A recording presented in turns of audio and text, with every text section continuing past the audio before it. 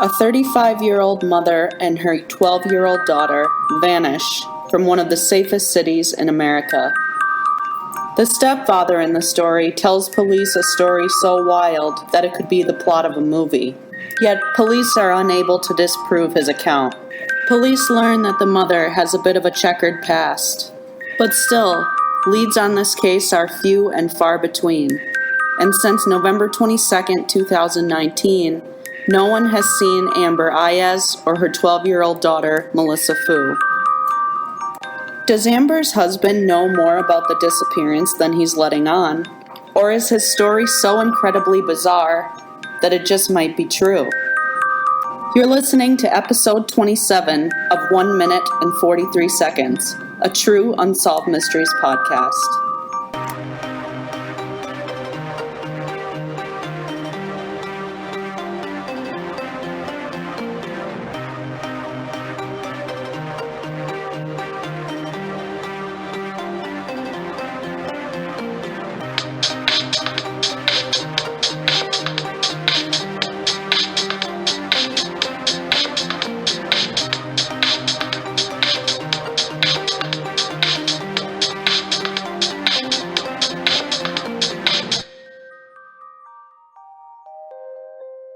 Welcome back, Joanne. Thanks. Full disclosure, Joanne and I met and recorded an episode very recently on this crazy case. Yep. And then we dove in and found that some of our questions were answered. Yeah. So we thought it would make more sense to just redo the episode than have an episode that was incomplete Yes. and lacking. Yep. No, I agree with it. I mean, it's like, it just wouldn't make a lot of sense. And I feel like if we were to do like a part 2, it would just be hard to follow. Absolutely. Yeah, So, because we spent some time in the first time we did it, we were pondering over questions that eventually were answered in some articles I found. However, right. They are just articles, so I don't know where the information comes from, but anyway, it had a lot more information. So, Yeah. I mean, I guess like just tell me about this case as if like it's my first time hearing it. Okay. Because I mean, I don't know. Yeah, like I don't know all of the new information that you have. Okay. So I'm just, yeah. Okay, that sounds like a good plan. So let's start at the beginning. So basically today we're going to be talking about the disappearance of 35-year-old Amber Aiaz and her 12-year-old daughter, Meliisa Fu. The two of them are immigrants from China. And this is fairly recent. So this disappearance happened in 2019. And where we found there to be a lot of discrepancies, or not discrepancies, I should say, but I dove into the Chinese media's reporting of the case, and I was able to find some more details that were not available in the American news sources. So that's why we're doing this again. But anyway, so just to provide some context. So the main character in our story here is Wu Mei, also known as Amber Aiaz. She's from Dalian, China. And just a little bit of background on her and her daughter. She worked in a 5-star hotel after she graduated from high school in Dalian in China. And it was there that she met an American Chinese person named with the surname Fu. And this will be the father of her daughter. So the two of them actually got married in China, and then they moved to Chicago and gave birth, or Amber gave birth, also known as Wu Mei, gave birth to Meliisa, also known as Fu Hao, in 2007. So they were in Chicago shortly after Meliisa was born, her father unfortunately passed away. And some sources say, like the United States sources that I read said he died of cancer. The article I read that I had translated from Chinese to English said he died of a sudden I should look up how to pronounce this, a hemangioma, which I guess is like a burst hemangioma. It's like it's a benign something with blood vessels. Anyway, I should probably cut that out. Anyway, he passed away. He passed away shortly after Meliisa was born. So now Wu Mei, I'm going to refer to her for the rest of the episode as Amber, because that's what she's basically known as in all of her missing persons information. Amber was alone now, raising a child, and obviously that's a very difficult circumstance. So she decided to move back to China to raise her daughter around her family. So she goes back to China, and her mother helps her basically raise Meliisa. Everybody was happy. They had a good relationship, but it became a problem because Amber could not afford education for Meliisa in China. And if you recall, Joanne, that was one of the things that we were kind of confused about. Like, why would that be the case? Right. So as it turns out, because Meliisa was born in the United States, she actually wasn't eligible to attend certain Chinese schools because they considered her a foreign citizen. So she would have had to attend like an international school. Oh, wow. Which was very expensive. That's interesting. Yeah, so that's basically what I was able to learn about it. So it was at that time that she decided she was going to move back to the United States so that her daughter could have a good future and a good education that she could afford. So she moves back to the United States, and the two of them settle in Las Vegas. And it was there that Amber started a pastry business, and she also sold seafood to local markets. This is kind of a thing that I didn't know about, but between modern times when she went missing in 2019 and her husband that passed away after she gave birth to her daughter, there was another husband in between. And I can't find any information about this marriage, but just that she did have a second marriage that they ended up divorcing. And this was when she was still in China? I believe this was when she was in Vegas. Oh. After she came back to the United States. Oh, okay. And the timeline is a little unclear. I'm not sure. So I know her daughter was born in Chicago in 2007. She went back to China, and then she came back to the United States. And I'm not really clear on exactly when that happened. Right. And there are not a lot of details that I could find available about her second husband, just that they divorced. Okay. Let's go to 2017, which I know that's a big time jump. But so in 2017, Amber starts dating this guy, Cheng Zhang. He's a Chinese immigrant, and he works as an Uber driver. They briefly separated in 2018 because I read that Amber had an affair with a man in China. And it sounds like Amber took her daughter back to China regularly to see her family. Oh, okay.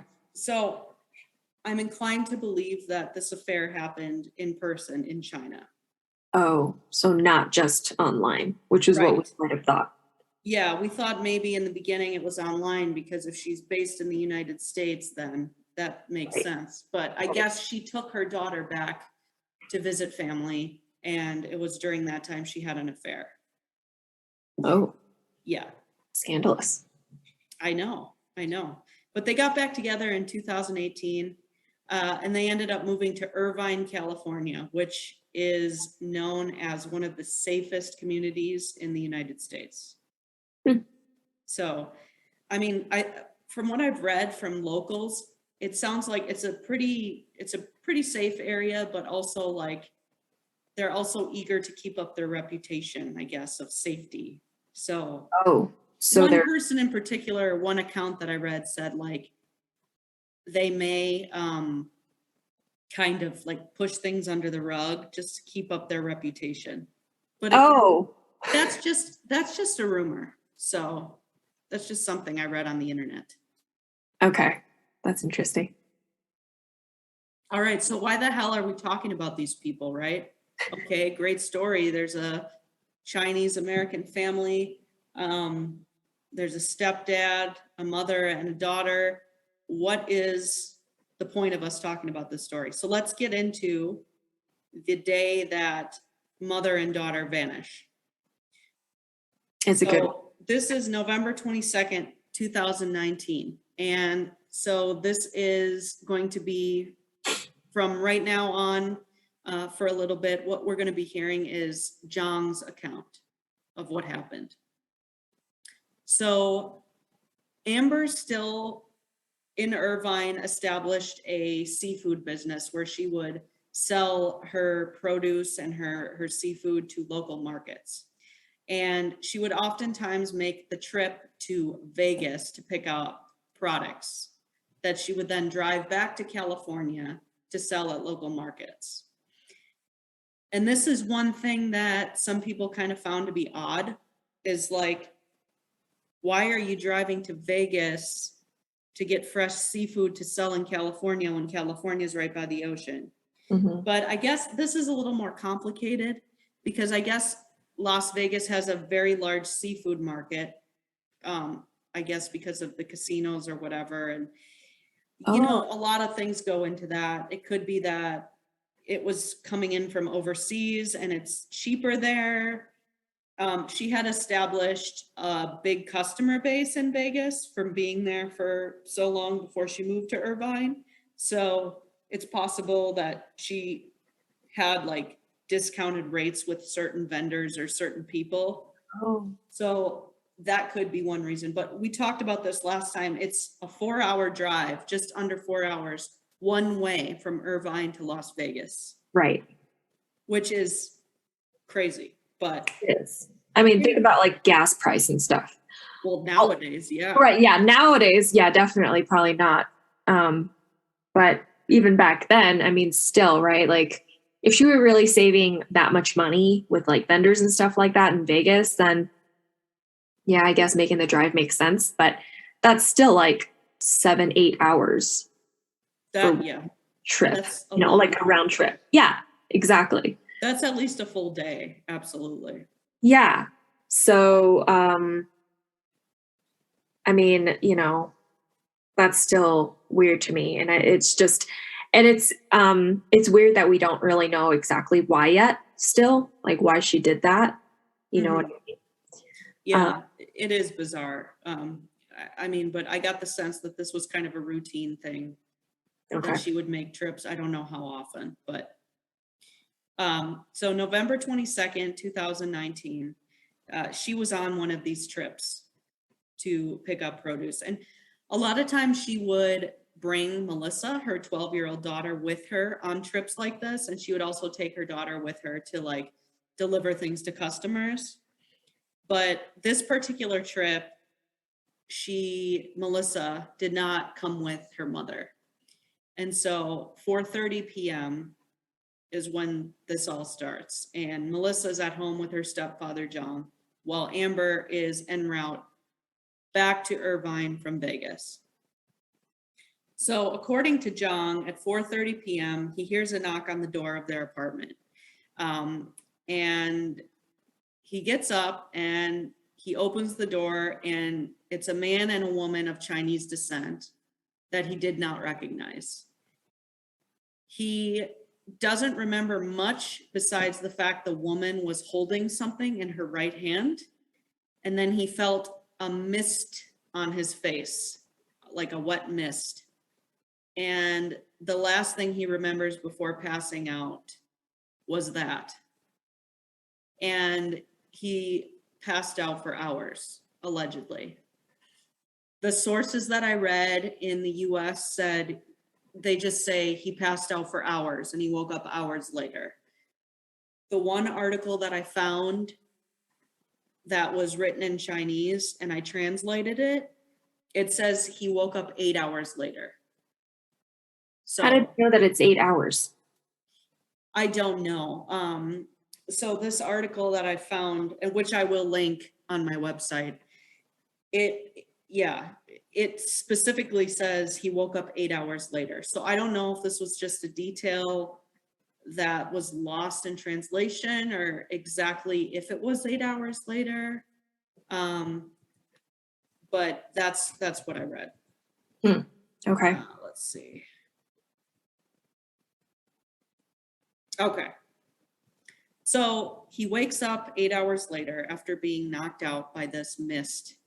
And he realizes that not only is his stepdaughter, Meliisa, gone, his wife, Amber, who should have been home by then, is not home.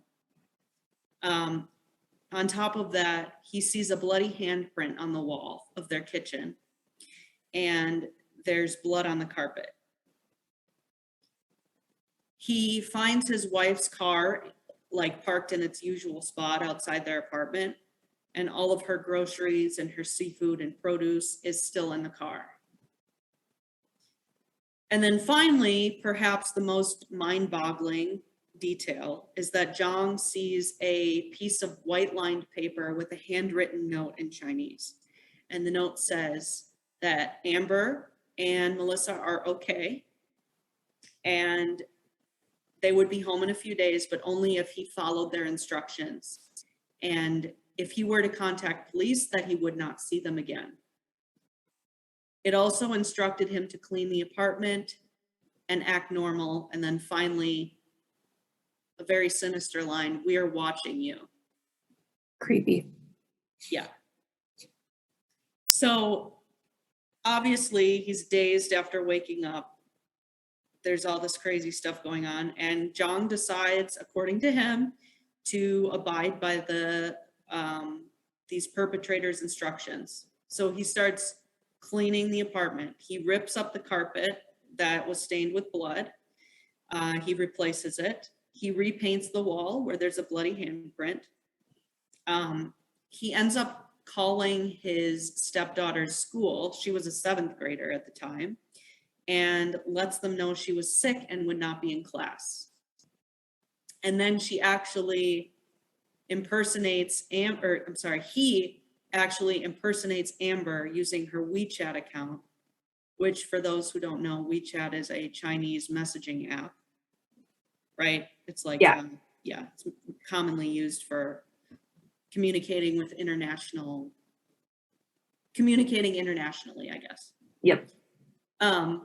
So he's on her WeChat account communicating with customers, and he ends up selling the food that she has in her car, like making the deliveries for her. And when the customers are kind of confused by why he's showing up and Amber's not, he says, "Oh, she's fine. She's busy at home," whenever they asked. So by now, the police and probably everyone who's listening to this is probably coming up with the same kind of conclusion. Like, this guy's full of it. Mm-hmm. Like, he's absolutely full of it. He goes on to tell that for a few more days, there would be more notes that would come and be slipped under his door. So the notes would basically say that, Amber and Meliisa are fine, keep acting normal, don't call police. 5 days after they disappeared, he got a note that said he was to leave town for 2 days. So he listens and he goes to a relative's house in Vegas. So I'm under the impression that he met Amber in Vegas, and then they together moved to Irvine.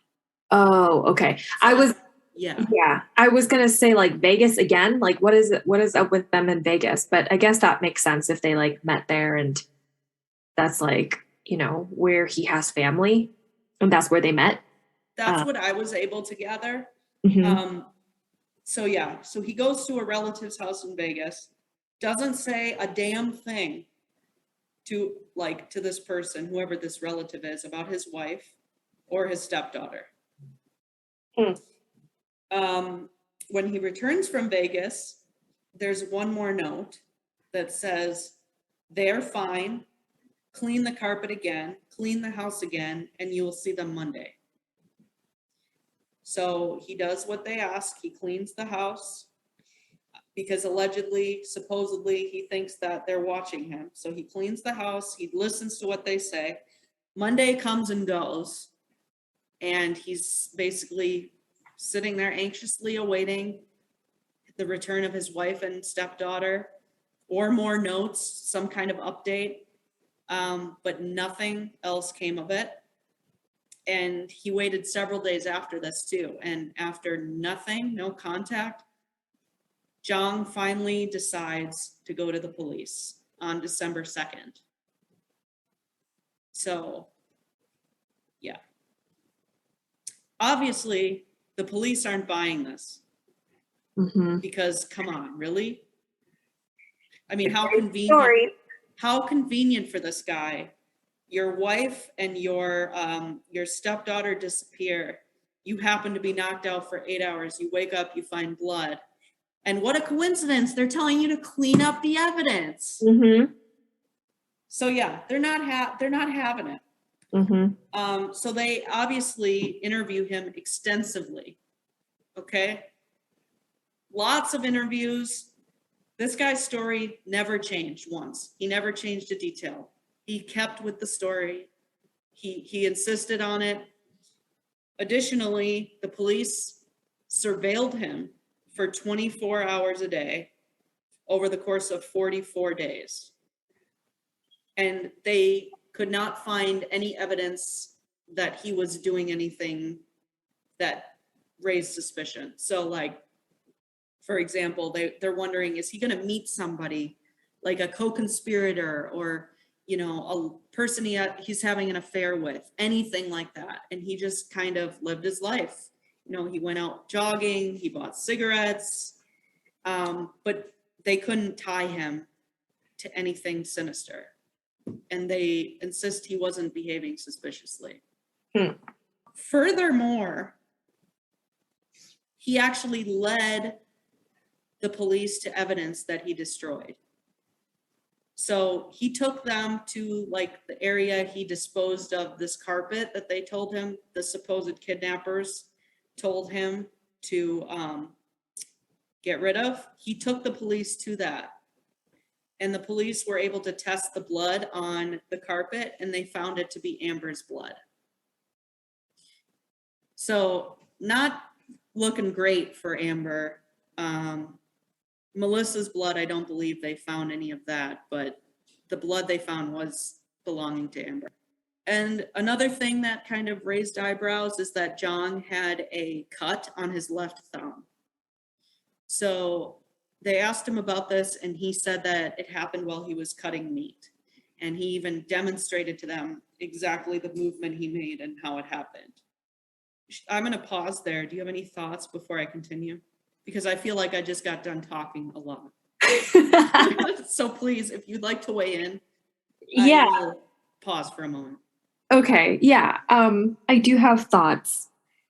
And I mean, you know, like you mentioned earlier, this is something that we had talked about before, right? And so, but like, I still have similar questions, you know, from the other questions that weren't answered. Like,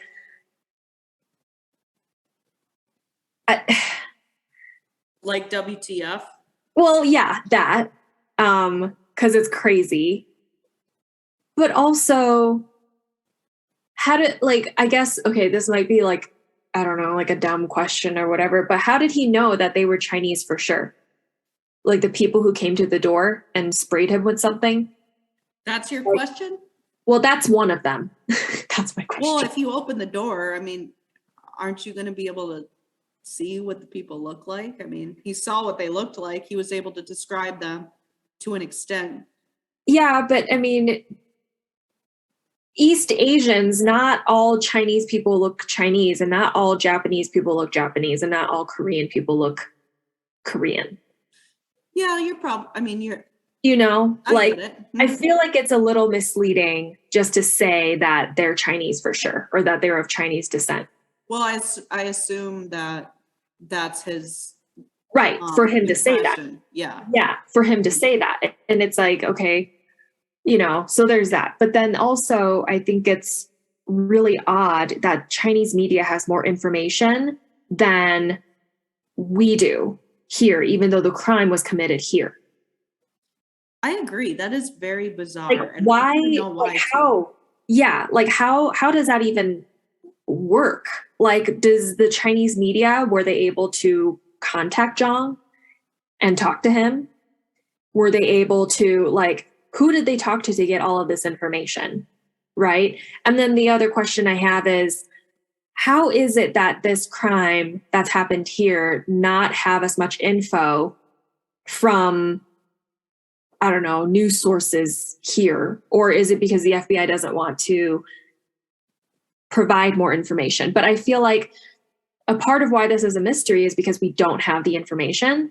And, you know, I'm not going to shit on anyone, but at the same time, like, I know that they had done their part in interrogating him and like surveilling him for 44 hours straight and all this stuff, but there's a lot of questions that are unanswered, right? Like, how is it that we don't know that he was out for 8 hours? Or was that made up by the Chinese media? How do we know that for sure? Like, who were these people, you know, like the Chinese media, who were they talking to about it? So I just, you know, and also like the notes, like last time, like the Chinese notes that he had gotten, were you able to find pictures of those notes? I was not able to find any record of them So having existed. And I haven't been able to find whether the police had the notes physically or if these were just things that John said he received and they never saw it. I don't know if he produced them or not. Right, exactly. So it's kind of like, okay, well, then what happened to these notes written in Chinese? Right? I feel like I don't know. Like, I just have a lot of feelings about that because it's like, I don't know. I just feel like there isn't a lot. Like, I feel like there isn't a lot of questions that were asked. And I feel like the questions that we have, it's because they're not answered, and it's not answered because they were not brought up. You know, if the FBI had images, pictures of the notes in Chinese, wouldn't they have mentioned it? You would think that they would have shared it. Yeah. Like, even if it's not like the pictures of them, right? Wouldn't they just say, like, we do have those notes? Like, or we asked him about it, and then he said that he wasn't able to produce them because he had ripped them up and like threw them in the garbage can or something. Like, wouldn't that have been answered? You know what I mean? Like, I feel like that's also another avenue that hasn't been mentioned or hasn't been, like, I don't know. But do you know what I mean? Like, I just feel like it is a mystery because we don't have a lot of information. And I never like to judge people in these situations. I try to be impartial as much as possible. I mean, I still will say my opinion on this podcast, but I feel like if it's me that's getting notes like this, I'm not throwing them out. Yeah, exactly. I'm keeping them. No, exactly. Even if maybe I don't go to the police because I'm scared for whatever reason, I'm still keeping the notes. Oh yeah, absolutely. Take pictures of them, whatever, you know? Yeah. Like, I mean, he did think, allegedly, according to him, he thought he was being watched. So I could see, I mean, I guess believe, even though it is kind of far-fetched, that, you know, he doesn't go to police right away. But I'm not throwing him away. Yeah. But I could not find any information on if the police actually has the notes or if he just told them he got the notes. Or another theory, even if they do have the notes, it's possible he could have written the notes himself if he's behind this. Yes. Yeah, absolutely. Absolutely. But then it's still like, if that is a piece of evidence, that needs to be brought up. And, you know, like, I just feel like in sources here in the States, none of that has been mentioned. Right. Yeah. So like, True. what the hell is going on? You know, like, why was that not mentioned? Why? I don't know. Like, and it just makes me wonder, like, did they even ask these kinds of questions? Like, it's hard for me not to wonder because it wasn't mentioned. Yeah. Yeah. No, I'm with you. It's definitely a point of confusion, because that is, I feel like, an important detail Yeah. not being mentioned. So Yeah, exactly. And the reason why I wanted to mention that is, you know, I mean, you know me, other people listening to this don't really know me, but, you know, I don't like to bring like race and all that kind of stuff into it because that's not what it's about. But I kind of wonder if it's because they don't really have the bandwidth for, I don't know, people who were like, you know, English is not their first language. that could be, because I read that Zhang was actually first. Yeah, that's a good point to bring up. Zhang does not speak a lot of English at all. He speaks very little English. Right. And he was interrogated by an interpreter. Mm-hmm. So I think that could factor in to it. There's also, like, I feel like not a lot of people know about this case. Yeah. I mean, it was reported in the Yeah. local news in California, and obviously in Chinese media. Right. But it's not one of those cases where you mention it and everyone has heard of these people. Right. So hopefully it gets more attention, because, you know, it's a very odd story. So It is. I would like to revisit one of your other questions, if I could. Yeah. You asked, how does the Chinese media have more information than the US media when this crime happened in the United States? Mm-hmm. And I think the distinction that I found when I read the two articles, or the various sources, is that the Chinese article mentions Amber's mother. Mm. And it sounds like she actually spoke to these people, because there was a lot more information that was revealed Mm-hmm. via her mother, I feel. Mm-hmm. That makes sense. Yeah. So the next place I guess I should go is Amber's past. Mm-hmm. So a couple interesting things about this. So Amber gave a lot of people the impression that she was extremely rich. And it's not known why she did this, but according to the article, the Chinese article, her last two husbands believed that she was wealthy. And the same goes for Zhang, according to him, that she gave the impression that she had like millions in investments, and that she was very rich. And even the people that they questioned, like her friends that she was in contact with, they thought she was rich. And in fact, Zhang was shocked when police revealed after she disappeared that she barely had any money. Now, the article that I read in Chinese actually has a bit more information.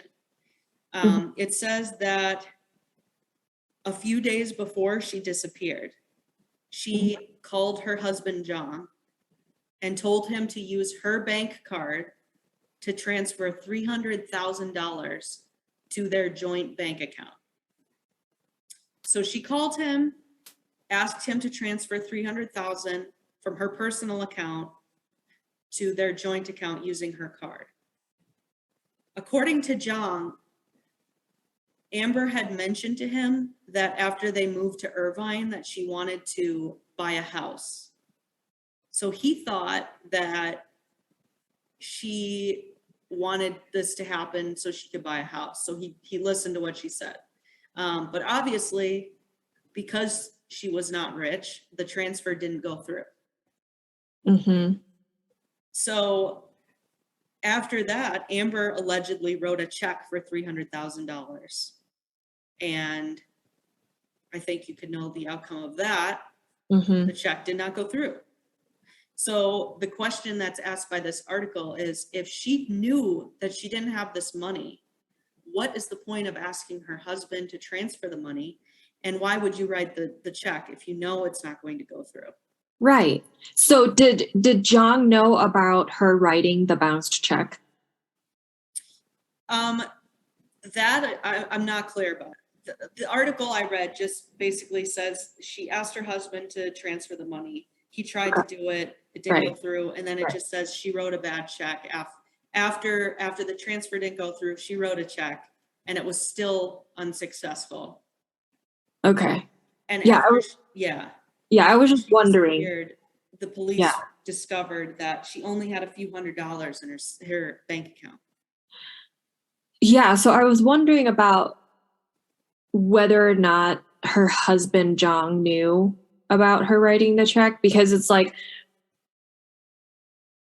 I don't know, if you're trying to I don't know, that's so weird. It's like, if you're trying to pretend like you have money to your husband, and he knows that it didn't go through. So are you going to try to like write a check and be like, oh, I do have the money? Like, that's why I was wondering if maybe that's why she did that and whether or not the husband knew. But I mean, that's just weird. Like, why would she do that? Yeah. And it's like, if you're trying to give the impression that you're wealthy, why would you then partake in actions that would show you that like you're not? You know what I mean? If I tell people that I can speak 7 languages to impress them, and then they say, oh, okay, we'll say this in each language, and I'm unable to do it, it's like, what was the point of? Exactly. Okay, that was a bad, I guess, I don't know if that was a good analogy, but anyway. No, it was, because it makes sense, right? Because it's like, and especially like, with her husband, like they live together, they're married, like why is she going to lie about that? And why? I don't understand the motive. Why not come clean about it? And why, like I just don't understand that. Some other things that the Chinese article revealed, and I'm going to read exactly what the translation said because it's a little confusing. Okay. So yeah, when you translate Chinese to English, it doesn't always make absolute sense for an English speaker unless you're kind of familiar with the structure and you know what I mean. Right. So this is what the article says, translated into English. The police investigation also found that, judging from Wu Mei, that's Amber, Wu Mei's credit card consumption records, she had money transactions with some wealthy men, and one of them had a falling out with her, causing the other party to threaten the safety of her and her family. Which raises a few questions to me, because it's like, she had money transactions with some wealthy men. What is the nature of those transactions? Yeah, exactly. And how do they know that they're wealthy men? I don't know. Yeah, I mean, I have to assume that these people were maybe looked into. You know what is another possibility? I don't actually know, but maybe this article's full of garbage and it's just, well, maybe it's all rumors. Yeah, it could be. Yeah. I just can't help but wonder if it came from somewhere. Right. And then the next paragraph, and Joanne, this is something we talked about the first time around when we did this. Mm-hmm. The next paragraph reads, in addition, Wu Mei, Amber, is Chinese. She originally married a Chinese American and came to the United States, but later changed her English name to Amber Aiaz, which is also a bit puzzling. Yeah. That's the exact translation. Right. And that's one thing we wondered is like, where does the Aiaz come from? Right, because that's not a Chinese last name. No. I mean, I thought after reading that she had a second husband, maybe it was from that, Mm-hmm. because her first husband, her child's father, their surname was Fu. Right. And Zhang's last name is Cheng. Oh, okay. Is it Chung or is it? Cheng Zhang is his Oh, name. okay. I get, yeah, I'm not clear if Cheng or Zhang is his surname versus his first name, but he's listed as Cheng Zhang, and they call him Zhang in the United States coverage. They refer to him as Zhang. So, but anyway, we don't know where Aiaz comes from. Is it from her second husband, or is it just an alias that she created? And if she did, why? Yeah. Yeah. When I originally started looking into this case, I didn't know this, but in the Chinese article, it says that Amber had told friends, her mother, and her husband, John, that before her disappearance, she felt like she was being followed. And that she was being followed by a black Cadillac. And apparently she told her mother this, she told her husband this, and she told her friends, a couple friends. And if you're interested, I can show you. I did a little more digging after this, and I did find a American newscast that mentions this. So that was good to see that, like, it came from somewhere. Yeah. So I was going to play that for you. Is that Yeah. okay? Yeah. This mother and daughter may be a mother and daughter they now think may have been kidnapped. Let's tell you the story as we show you the pictures of the mother and daughter they're looking for. This is 35-year-old Amber Aiaz and her daughter, 13-year-old Meliisa Fu. Police say on November 22nd of 2019, the husband of Amber Aiaz says somebody came to the door around 6 p.m. Two people of Chinese descent, he believed, a man and a woman. He was sprayed with something and rendered unconscious. When he awoke, both his wife and stepdaughter were gone. Now, of course, obviously they looked at him as a suspect. They say right now they believe everything he's been telling them, and they now believe that the mother and daughter, may have been kidnapped. They also say that before the mother disappeared, she made some comments that may have foreshadowed her disappearance. During the course of our investigation, we learned that Amber had told several different people in her life that she felt she was being followed. She had seen a black Cadillac sedan following her at a place where she sold food in Irvine. She had mentioned that to her husband, she had mentioned that to her mother, and she had mentioned that to a friend. At the time, the husband, she pointed it out, he really didn't think anything of it, and they kind of moved on. So again, the FBI offering a $10,000 reward for any information that would lead to the whereabouts of where they might be. Both Irvine Police and FBI working on this together. For now, reporting live in Irvine, I'm Chip Yost, KTLA 5 News. All right, thank you, Chip. Well, I guess I kind of wonder if everybody else who believed that Zhang was suspicious might now not feel that way. Right? Because she said, like, she felt like she was being followed. And Yeah, like, it's a black Cadillac. Like, I mean, it's not like your average like Toyota or Honda. You know what I mean? Like, to be driving around in a Cadillac, you have some money, I would think.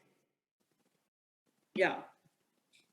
So, I mean, I'm glad that they had mentioned that, but it does make me wonder if that does, as crazy as Zhang's story is, if that really does mean that he is not suspicious or that he didn't have anything to do with it.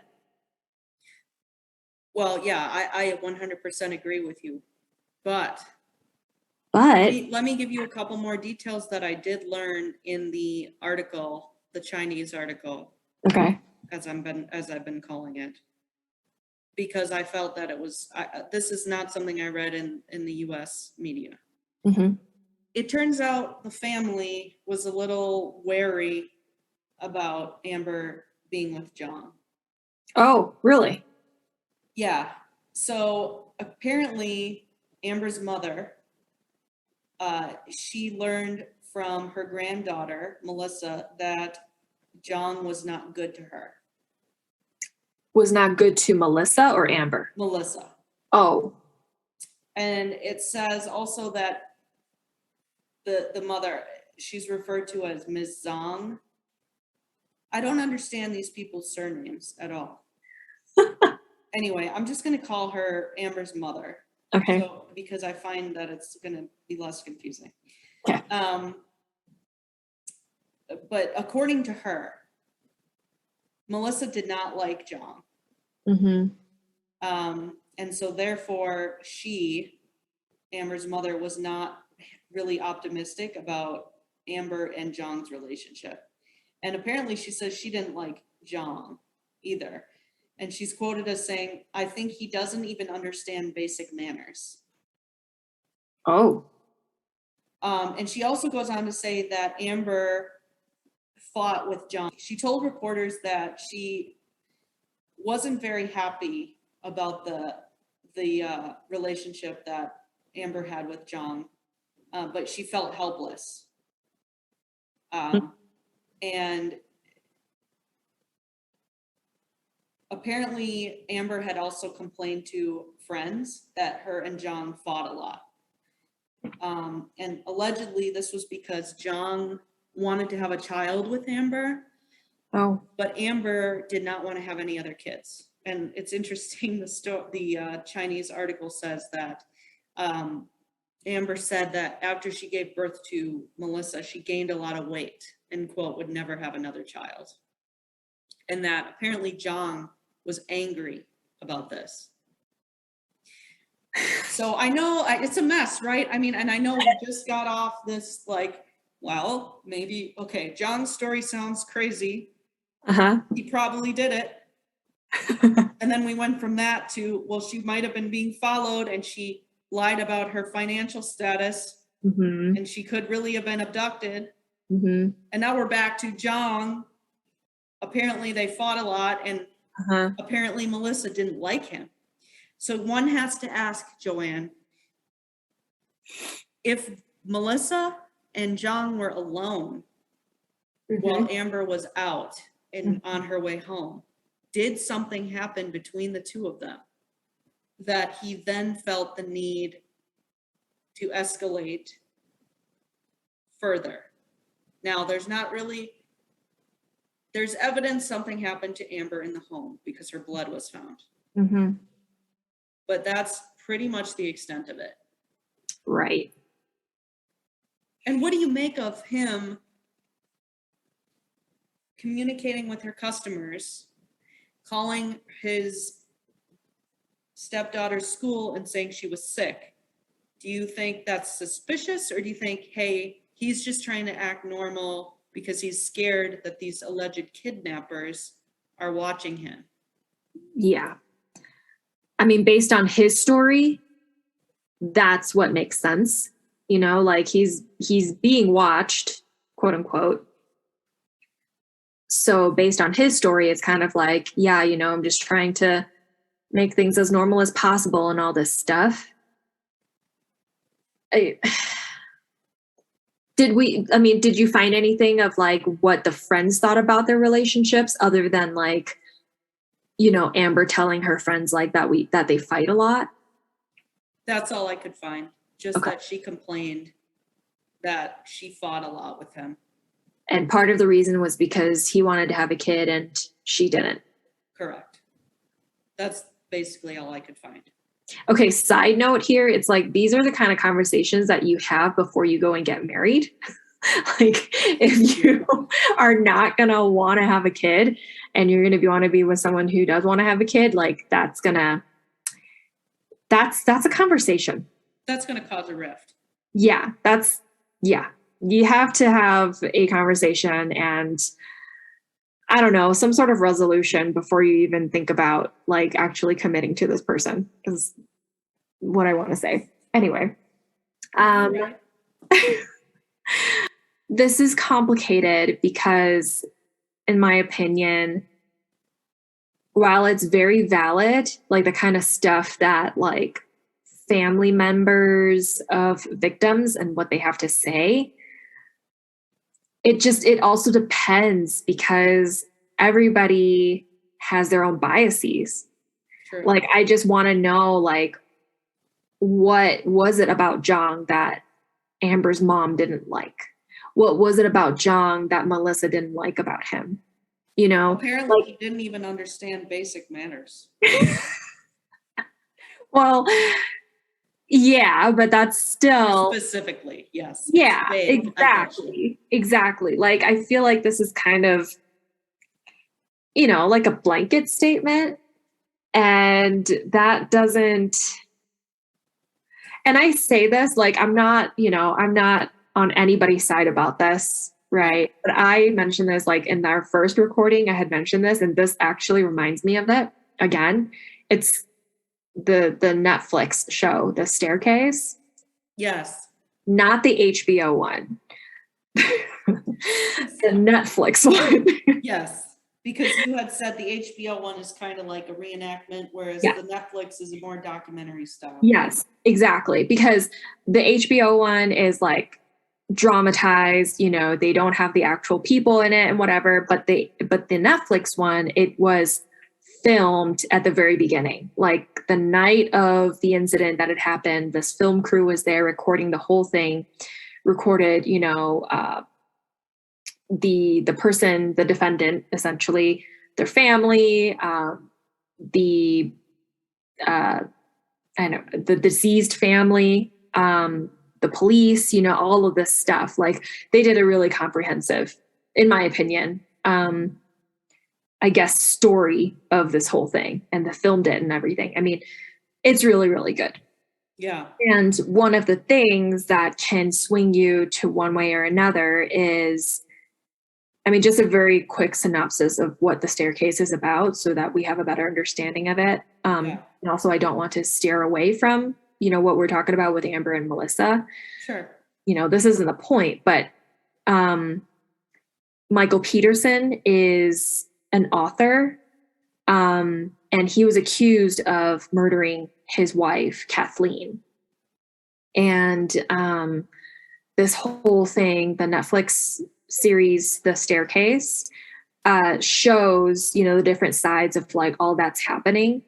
And then you also see what Kathleen's sisters have said, you know, about him and things like that. And then obviously you're thinking, well, clearly if he has a temper, if he blah, blah, blah, then, you know, he's suspicious and he's, you know, whatever. But then the more you watch, the more you're kind of like, oh, I don't know about this anymore, you know, because I mean, it's all just like based on like everybody's, you know, like I said, biases and like what they see and what, you know, whatever.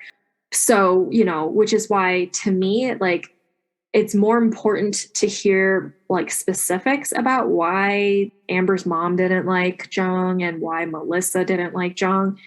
Cause, you know, and I don't want to dismiss Meliisa, you know, but it's kind of like, you know, as like a teenager not liking your step parent, that is, I feel, is usually the storyline in a lot Classic. of. Yeah, exactly. So it's, you know, there are reasons for it, I'm sure, but it's still like when it comes to family dynamic, it's just so complicated that we can't really use that as like, oh, well, see, there's another reason why he's suspicious or why he might have done something. You know what I mean? But that's my opinion on it. No, yeah, absolutely. I totally get it. Another thing that I found really interesting about this article in Chinese is that Amber's mother says the last call she had with her daughter was around 5:20 p.m. on November 22nd, 2019. Zhang says he got this knock on the door at 4:30. Now, is Amber's mother speaking from what time it was in China? Or is she speaking about what, like, would this be the time in like in California? Because Right. if Zhang is saying that he got a knock on the door at like 4:30, then Mhm. he's knocked unconscious. Why would Amber be talking to her mother on WeChat and it was a call Mhm. and it lasted about 20 minutes? Hmm. And during this call, Amber allegedly or supposedly asked her mother how to make pasta. And that all seemed normal. Yeah, I mean, I guess when it comes to time and stuff, yeah, mentioning time zone is just so important. I mean, not only just like within this country, right? We have Eastern time zone, Mountain time zone, Central, and all that. But I mean, especially when you're talking about like different countries and stuff, it could be that. But then if you do the math of like, Amber's mom's 5:20 p.m. Mhm. to Las Vegas time, what would that be? Irvine. Or sorry, yeah, Irvine, what would that be? Right. And then That's China, like 12 hours. it depends because we have daylight savings and stuff. So it changes twice a year because of that. But it would still be very early in the morning for Amber. Right. If So it's 5:20 p.m. China, it would be at least 10 hours. So we're talking before 7 a.m. in California. right. I mean, and it could be because that same day she was supposed to go to Vegas, to do this whole grocery shopping thing. True. It'd take 8 hours, so who knows what time it was that she had left. So that could be possible, but it could also just be that maybe John didn't really know around what time it was. Like, how did he know for sure that it was 4:30? Right. Like, how did he That's remember? what he reported to the police, I guess. Right. But here's something that varies between Chinese sources and US sources. Mm-hmm. Because in addition to the call with her mother on the 22nd, she supposedly also sent a greeting on WeChat to her uncle, apparently wishing him a happy Thanksgiving. And something about, I'm unclear if it was her saying she was going to bring Meliisa or if he was to bring his kids, but he says that I plan to take my children, happy Thanksgiving, and I plan to take my children to San Francisco to play. Oh. So I don't know. I think he is saying that he heard from Amber, and Mhm. Amber said that she wanted to bring Meliisa to San Francisco. But allegedly, he received this message on the evening of the 22nd, but the time is not specified. Evening? Yeah. And this is through text or audio on? It says he received a WeChat greeting. Oh. So, yeah. I mean, okay. So on WeChat, you can text, Yes. but then you can also leave voice messages. So I wonder if it was a voice message. That's Yeah. what it sounds like to me because it doesn't say text. Right. And this is also good for everybody who doesn't really know WeChat, right? So then it's like when you send an audio message, then you can press the message and then you can hear it. So that could potentially be what it is, but we don't know what time it is, right? Right. Okay. But it gets crazier than that too because What? It does. So from the 22nd, after these messages, right, after she talks to her mother and her uncle hears from her, right? It says from then until November 27th, Amber did not have any audio or video messages. Instead, she sent text messages. She also used another WeChat account saying to people she was communicating with that she, quote, had a cold and couldn't talk. Could it? Nobody in China, it says, her family members in China were not suspicious at the time. Uh-huh. But when they learned that Amber and Meliisa were missing, they looked back at these messages and they wondered or they started to think, okay, that definitely wasn't Amber. Yeah.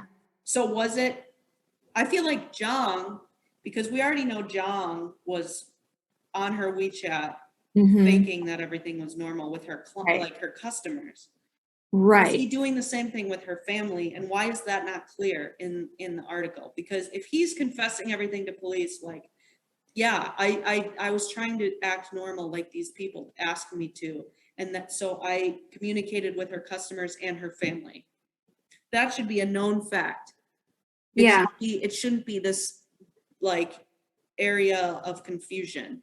Yeah, That exactly. it sounds like her family in China are still speculating whether it was her or not, even though they don't believe it was her. Well, if Zhang did it, he should be telling, like, you would think that, did he do it or did he not do it? Right. Well, okay, but here's the thing though, before we even jump to that, what we would have would be timestamps of the messages that she would have sent to family. So, I mean, why aren't we using that as a way of filling in the holes? Well, it says until the November 27th.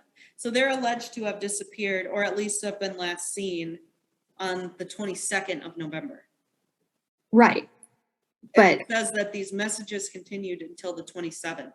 But after the 22nd, she didn't call anybody. Nobody heard her voice right. after the 22nd. It was only text. Right. So if this is like, this is assuming that Zhang is telling the truth, then that would mean that he was actually talking to the family too, because he was trying to pretend like everything is okay and normal. Right. So I guess my question would be, which article didn't have that? Or was that like not established? Or was it only saying that only the customers, or like he was only talking to the customers and not the family? Well, the LA Times has a great article on this. Okay. This is what the LA Times says. It says, he found his wife's Ford Explorer outside in its usual spot with its expected freight of fruit and fish. He contacted buyers on WeChat and sold the food. So that's another unanswered question. Did he only use WeChat to sell the food, or was he using WeChat to, because I'm not going to lie, that makes him look hella guilty. Yeah. If this timing that's in the article, the Chinese article, that her mother spoke to her at 5:20 p.m. And let's say that she is referring to California time. Zhang is either way off about the time. Well, no, he's not even way off about the time, because according to him, she was driving back from Las Vegas. So she wouldn't have even been home to talk to her mother. Yeah. So either the time zone is wrong and it's Chinese time, that's one. Or two, he's lying about the time and he harmed them later in the evening and he had to make up this. Let's say she was, here's the theory. Let's say she was coming back from Vegas, okay? Let's say she gets back from Vegas sometime after 4:30. Right. Her mom did, so let's say she does arrive home. She does speak to her mother. After she speaks to her mother, some kind of fight breaks out and he ends up killing them. That would explain the blood. It would explain the mother having talked to her and everything seeming normal. Because right now the timing is just off, and it makes him look guilty. And especially learning, it does raise a little bit of suspicion. You like you said, teenagers not liking their step parent, not exactly pointing to murder, but it's still kind of curious. Like, why didn't they like him? Mm-hmm. What did he do? Right. What are the specifics to Right. to that relationship? So when Zhang said it was at 4:30,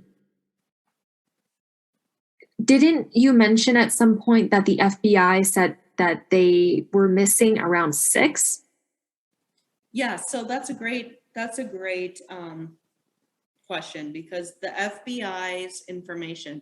So the FBI is offering a $10,000 reward for information that leads to locating Amber and Meliisa. And in that notice, it says they were last seen between 4:30 to 6 p.m. Oh, okay. It gives kind of a range. And I wonder if that's just because if his story is true and if he was allegedly knocked out at Mhm. 4:30, well, then who knows when Amber arrived home? If his story is true and it was just him and Meliisa home, he's knocked out at 4:30. Maybe let's say his story is true. There's kidnappers there. They do something to Meliisa and then they wait for Amber to get home. Maybe Amber doesn't get home till 5:30 or 6. But still, I don't know where they got that timing from, because unless somebody saw them. But the FBI notice also mentions the black Cadillac. Oh, That it mentions that they may have been, it mentions a description that John gave of these supposed Chinese folks that came to the door. And it says they may or may not have been driving a black Cadillac.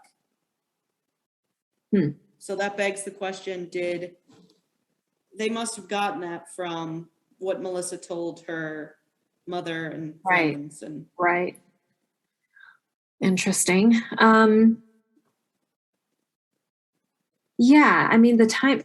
Okay, so then here's the other question. If, like during the investigation, I'm assuming, okay, let's back up. I'm assuming that Zhang was able to talk to her customers, and now we know her family as well because he had her phone, yes. right? So during the investigation, wouldn't the police take that phone to kind of like have a storyline of like what happened when? You mean her phone? Like, Yeah, her well, phone. no, that's a great question. So her phone was left behind then? Yeah. Okay, yeah, that makes sense.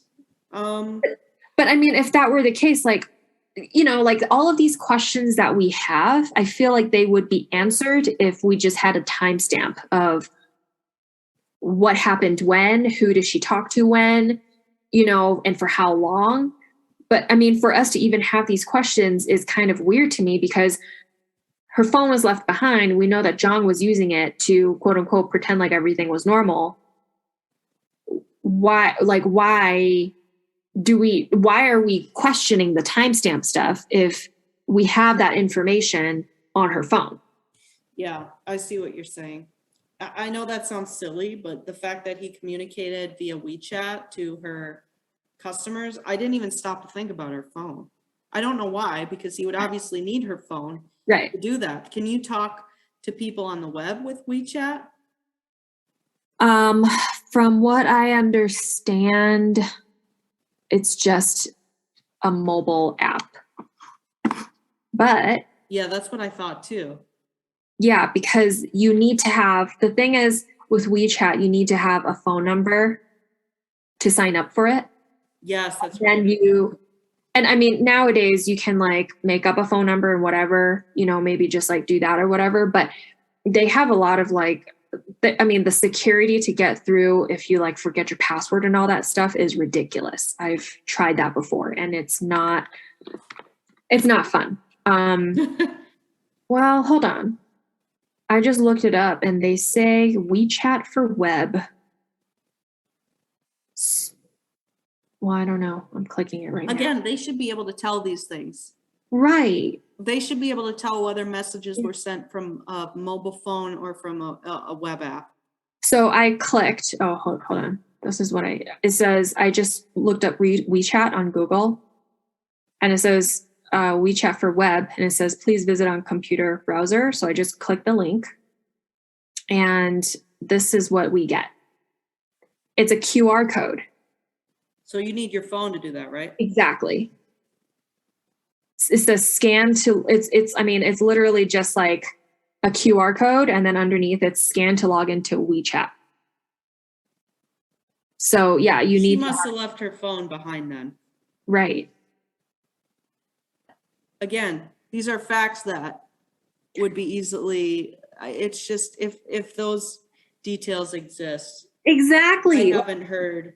I know, like, that's why I like, it's hard for me not to be like, why do we not know these answers to these questions already? Like, an investigation happened. So wouldn't we know these answers? Amber has not touched her bank account in the United States or in China. Right. There's no record of either Amber or Meliisa entering China, because that was one theory, that the two fled back to China for whatever reason. Let's say they just hated Zhang and they wanted to up and leave him, which it sounds like they fought. So, but anyway, they have no record of them entering China. Mm-hmm. And further, their passports were left in their apartment. Right. Okay. In the first time that we recorded this, you had mentioned the whole like Gone Girl theory. Yes, that is a theory in this case. Yes. Do you still? Should I explain what that is? Yeah, maybe. I mean, Gone Girl. So obviously, spoiler alert if you haven't read the book or seen the movie, but it's been out for a while. But basically, it's this woman. She decides to leave her life behind and frame her husband for her murder. And so she essentially like plans it out, like crazily detailed. Like she even cuts herself and bleeds so that the police will find traces of her blood. Basically, that is a theory in this case, that Amber was trying to escape something, either her life with Zhang, or if she pissed someone off because of her past lies about her finances. Mm-hmm. So that is a theory that they up and left. But if they did, there's been no sign of them, and they don't have a vehicle, and they don't have their passports. Right. So it would have had to have been planned to the point, like to a crazy detail. It would have had to have been like, I don't know. It doesn't seem very likely to me personally. Yeah. And I don't like that they found her blood in the apartment. That indicates to me that something went down in the apartment. Yep. Whether Zhang was at fault, or because another theory is, if his story is true, a lot of people have said, okay, why would these kidnappers knock Zhang out with some like supposed mist? Which, by the way, I forgot to mention. We mentioned it in the last time we did this. A substance called halothane, I guess, could be used to do this. It's not available in the United States, but curiously, it is available in China. But I also read that while it's not readily available in the United States, like you could easily get it from places like Mexico or things like, anyway. But back to my original point. If Zhang, if his story is true, why would the kidnappers use this spray to knock him out and then have a violent confrontation with Amber? Right. To the point she's bleeding. Like, why not knock her out too and somehow drag her to your vehicle if the point is to kidnap her and her daughter? Right. So that makes me wonder, did Zhang do it? Right. I mean, I think it's weird I think it's weird. Like, if John was telling the truth and he was like, like he was knocked out by this mist and, these kidnappers were there and all that stuff. Why would they knock him out and not take him as well? Yeah, so I remember we did kind of touch on this. And I told you in response, just playing devil's advocate. Oh, I'm intrigued by this thing where she, quote, had transactions with wealthy men and somebody threatened her family because they were pissed about something. right. They had a falling out, right? Right. If the target was like, if it was because of her past that got her in trouble, what is the point of taking John? Or further, if maybe like somebody still believed she had this money because that's the impression she led, what is the point of taking John if she's the one with the supposed fortune? She could have taken Amber, or they could have taken Amber and her daughter as collateral. Is that a good word? Leverage. Yeah. And they could have tried to extort the money from her. And when they found out, and maybe, yeah, in the meantime, they're sending John these notes like, keep it on the down low. Everything's going to be fine, right? While they're trying to get this money, they eventually find out she doesn't have the money that she says she does. They get pissed off and kill them both. And that's why the notes stop, because what's the point of telling him to keep it on the DL and that they'll be safe? Like, is it possible they were going to return Meliisa and Amber if they got their money? But then what happens then? You get your money and then you drop them back off at home like, okay, have a nice life. I don't know. The whole thing is just mind-boggling. But I know. The fact that this happened in 2019. I know. And it's not well known. It's not. I mean, I just found out about it. The Chinese article and a lot of the articles, well, I shouldn't say a lot of the Chinese sources, they keep making note of how tall these people are. Because I guess it's weird. And the article actually says, it is said that the appearance, this is the translation again.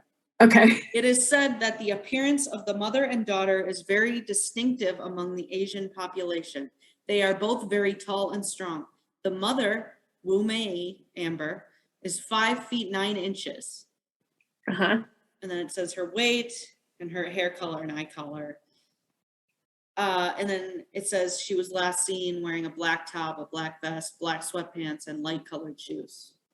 And then it says, despite her young age, her daughter Fu Hao, Meliisa, is even taller. She's 5 feet 11 inches and weighs 200 pounds and has medium length brown hair, brown eyes, was wearing black sportswear before she disappeared. Anyway, I just thought that was interesting, because I did see one theory that they were kidnapped and taken to Asia they were human trafficked essentially because of their height, distinctive characteristics. That's just a theory I read online from some random person. So take it how you will, but okay. So a couple thoughts on that. I can understand why like Chinese media was kind of like, I don't know if hyping is really the right word for this, but like, kind of talking a lot about their height and their weight, because, generally speaking, Chinese people are not tall. Like, me, I'm like 5'3". So like, and and that's like, I should have said this. You've been to China. Episode. Joanna's Chinese. Yes. Yeah. And I mean, you've been to China. Like, that majority of the people there are not very tall. So I feel like anytime like anyone who is really tall or, especially if they're like, of Chinese descent and they are that tall, they're like, whoa, like that's out of the ordinary for them. Yes. Yeah. And then the whole thing about them being human trafficked. I mean, that is possible, but I don't feel like they would be human trafficked for a very distinctive characteristic, because wouldn't people know? Like, wouldn't people be like, oh, hey, aren't these the people who were kidnapped like back in 2019 because they're so distinctive? Not if, like, we'll think about it though. Who's barely heard? No one's heard of this. I mean, I shouldn't say no one. People have heard of it, but it's not like you take them to rural China or somewhere. Mm. No one's gonna know about their life. Am I right? Unless, I actually don't know how big of a news story this was in China. I know it's talked about it within the Chinese community, but Right. anyway, I don't know. It seems a little far-fetched to me. Yeah. I just can't get over the blood in the apartment. Yeah. Well, I mean, I guess, the blood in the apartment, I guess that just depends on how much blood we're talking about, right? If Like, there's a bloody handprint, I feel like a struggle ensued.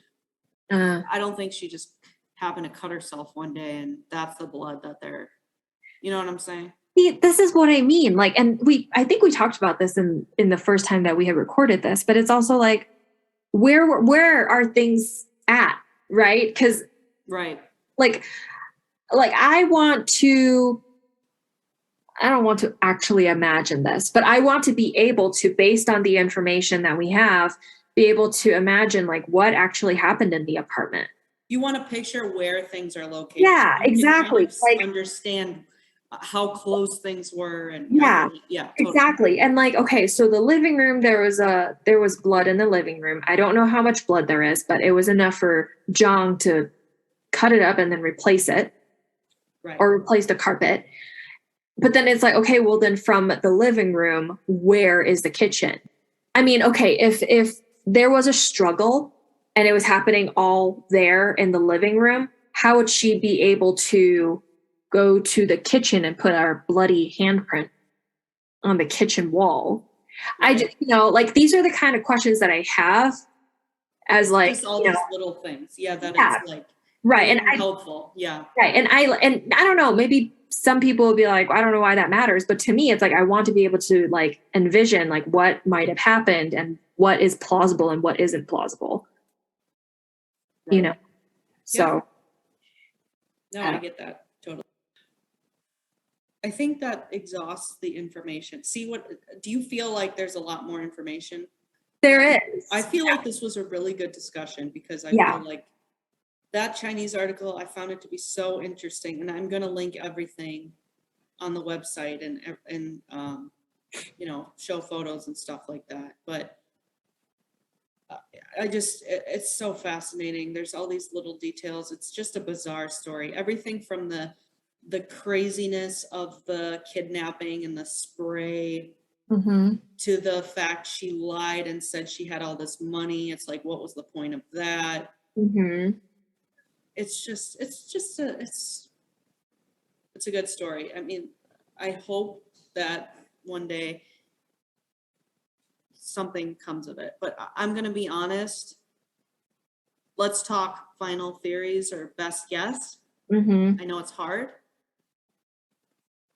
Right now, I am like, I'm going back and forth between Zhang being responsible for this, like some sort of fight breaking out and he lost his temper, Mm-hmm. to the kidnapping scenario being real, and them trying to get money from Amber and then killing her when they realized she didn't have money. Right. Yeah. Because Zhang did I already mention this? Zhang led the police Right. to the evidence that he threw out. I'm forgetting what I said for the first recording versus now, but he did lead police after they didn't show up when the kidnappers said they would. Right. he led them to the evidence he destroyed. Yeah, he did destroy it, but he led them to it. So Right. I don't know a guilty person that I can't imagine being guilty and then being like, oh, police, here's the dumpster I threw this in. Right. You know, like, I don't know. Yeah. I feel like for someone to do that who is guilty, they must be really confident in their covering up without actually coming out and saying that they're responsible for it. You know what I mean? Like there are some people who, I mean, not a very large percentage of it, I don't think. But there are some people who have, you know, after they've committed a crime, they would turn themselves in. Sure. Right. But I mean, you know, for someone to having actually committed the crime and then covered it up and then went to the police and said, you know, this is, you know, completely concocted a different story and say, you know, whatever, and then say, you know, I can show you the evidence where I had destroyed it, you know, because of the story. I mean, I really do think that it would take a very confident person in their storytelling abilities and memory, memory to really be able to do that. That's one thing the police said, by the way. So they gave Zhang a polygraph, which he passed. He took it and passed. Say what you want about polygraphs, but that's just a fact. Uh-huh. He was even studied by a behavioral analyst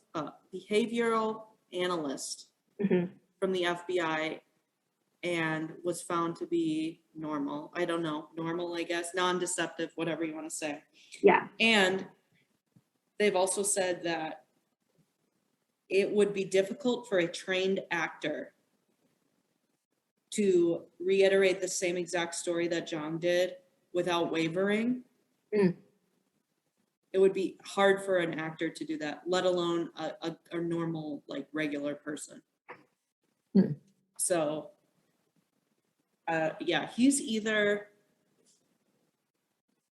I don't know, he's either an incredibly skilled actor, manipulative person, or he's innocent. Right. He's telling the truth. Right. I think it could go both ways. It does make me a little suspicious learning that the daughter didn't like him and that they fought a lot. Again, these are fairly normal things, but it also does make you raise an eyebrow. It's like, well, why didn't they get along, you know? Mm-hmm. Was it just an adjustment? Mm-hmm. Because her mother has apparently been married 3 times. Like, was it just an adjustment and she was just fed up, like, with all the change? Right. Or was it something more sinister? We don't know. Mm-hmm. Yeah, no, I agree with that for sure. In conclusion, I don't know. Yeah, I mean, essentially, right? That's how I feel, really. Like, I don't know. I really don't. I feel like this time around, though, like with this information, for some reason, I feel like he's not as guilty as I first thought when we first talked about it. Yeah. That's so interesting because I thought in the beginning that he was definitely not guilty. Right. And now I'm a little more like, is he? That's interesting. So what is it that makes you think that he's less, like, what has changed your mind or steered you in the other direction? That Amber had mentioned that she was being followed by a black Cadillac. That really made me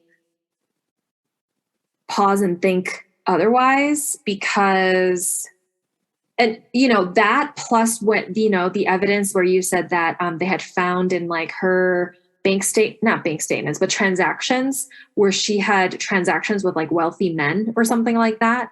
Like, it's that, and then the whole black Cadillac thing that kind of made me think otherwise, honestly, because I'm assuming Zhang doesn't have a lot of money, right? Like, where would he get a black Cadillac from? I don't. And no one would know about it. Like, right, exactly. A Cadillac. Yeah. And, you know, she's pointed out to him before, like, you know, that's that black Cadillac I was telling you about. Right. So she was with him when that happened. Right. And, you know, then the other thing is, like, I guess you could say that maybe he hired someone to do that. But again, I was literally going to say that, like, what if? Yeah. But if he doesn't have the money for that, who the hell's going to do this for him? Unless he was promised like, oh, once this job is done, I can give you like hundreds of thousands of dollars. But then that's not what happened, right? Like there's no, I mean, I don't know this, right? But it's like, did they check his bank statements, after the fact? We also were told assume that so. They investigated him pretty hard. right. Like, and I assumed, well, see, and here's the thing is that if he really had hired someone and he promised someone money, like violent people money, and they don't actually have it, and he doesn't have it, they're coming for him. True. So, but nothing has happened to him. So, there's no changes in his behavior. There's no changes in his bank statement. He didn't go and meet other people when he was being surveilled for Correct. 44 days straight, 24 hours a day. Yep. Like, unless he's some master manipulator, Right. really actually knows what's going on, with him and his surroundings and his environment, and he actually knew that he was being surveilled, then that's a different story. But I mean, I don't know. What are the chances of that happening and being a thing? I feel like there would be some sort of evidence that would kind of link it. Yeah. Yeah. So that's why in this times recording, I feel a little differently because of those two pieces of information.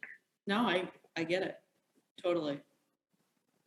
I this is one where I literally go, I go back and forth because it's just, it makes the most sense that he did something. It That does. would be the most normal, not normal. Take that back. Not normal. It's not normal to kill your wife. I'm just saying it would make the most statistical sense because it happens. It happens Right. more often than we want to believe. Yep. that Exactly. People kill their spouse. Yeah. And her blood was found in the apartment. I mean, Right. come on. Right. But the story is just crazy enough. It could be true. Yep. I want to thank you for doing this with me again, because like I said, for the viewers or the listeners, Joanne took an hour and a half out of her day to do this episode with me. And then I found a bunch more information and we decided we have to do this again because it wouldn't make sense to have missing information and then do a part 2. And here's the missing information. So I feel like we had a great discussion. Me too. Yeah. We covered everything, I'm pretty sure. If I forgot anything, I'll include it in, my website or something. But yeah, I don't feel like we did, but I do feel like this is this feels complete to me. This feels more complete. I think. Yeah, me too. Yeah. So, no, I'm glad we're doing it again. Cause honestly, I wouldn't feel good if we did a part 2 and then there's all of this other weird information. Yes. That wasn't really in any kind of order or whatever, Right. So. Yeah, you're right. No problem. I hope they're alive. I know. Me too. I'm skeptical because of the fact that they haven't touched bank accounts and their passports and, the blood really bothers me. Yeah. Some kind of struggle happened inside that apartment, whether John was involved or not. Some kind of struggle happened. So, right. As much as I want to believe they're alive, it's kind of it's a little bit grim, No, I agree. Yeah, that's the case of Amber Aiaz and her daughter Meliisa Fu. Thanks for listening, and thanks Joanne for your always insightful insights. No problem.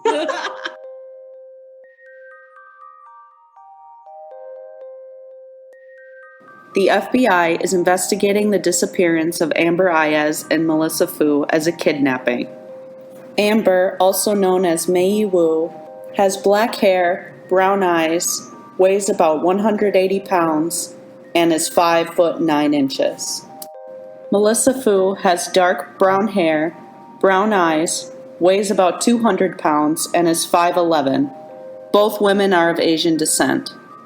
If you have any information about the alleged kidnappings or the whereabouts of Meliisa Fu and Amber Aiaz, please call 310-477-6565.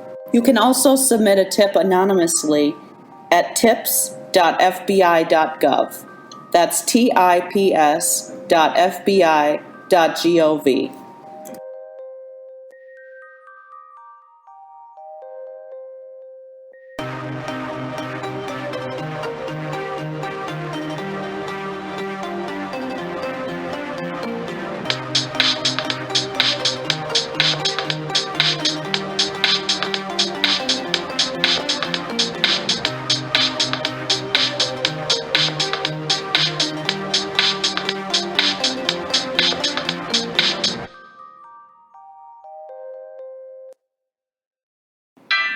One minute and 43 seconds is dedicated to my number one fan. Thanks, Dad. I love you and I miss you.